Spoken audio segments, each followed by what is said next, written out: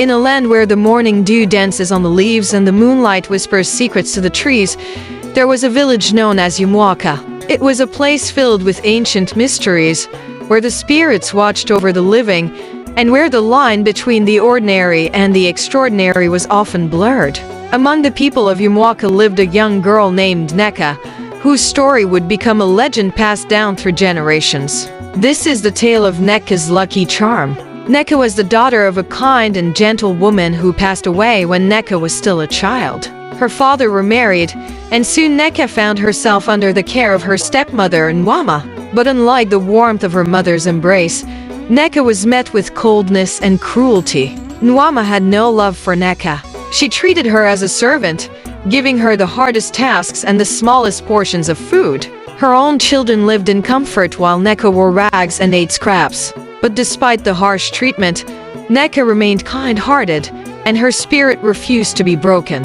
One day, a traveling merchant came to Nneka'S, a man with an eye for profit and a heart as cold as stone.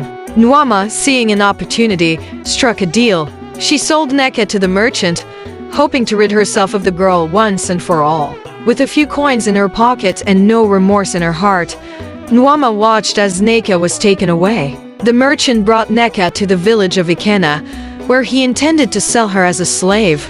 But fate seemed to have different plans. For in this village, there was a king who was searching for something, or rather someone. A sickness had fallen upon the king's only son, the prince, and none could heal him. The village healers had tried and failed, and the king grew desperate. In a twist of fate, as Nneka'S was brought before the king, she was ordered to serve in the palace. One fateful day, as she was cleaning the prince's chambers, she accidentally spilt a pot of herbs over him. The mixture was one that no healer had thought to use. As the herbs soaked into the prince's skin, something miraculous happened. The color returned to his cheeks, his breathing steadied, and within moments, he was sitting up, fully healed.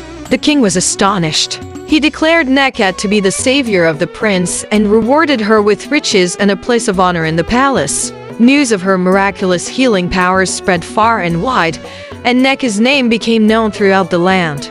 But Nneka'S, humble as always, knew that the healing had been an accident, a stroke of luck, or perhaps something more.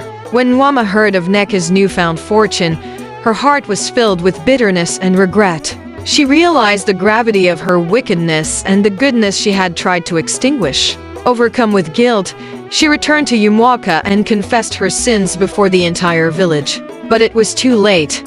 The spirits of the land do not forget, and neither do the people. And so, Nneka'S story teaches us that kindness, no matter how much it is tested, will always prevail. Even when the odds are against us and the world seems dark, there is always a light that can shine through. Sometimes that light comes from within, from the strength of our spirits and the purity of our hearts. The spirits of the land watch over those who are good, and in the end, justice will be served. Nneka'S luck was not just chance.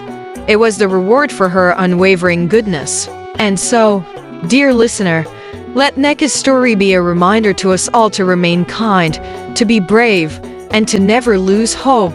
For even in the darkest times, a lucky charm may be just around the corner.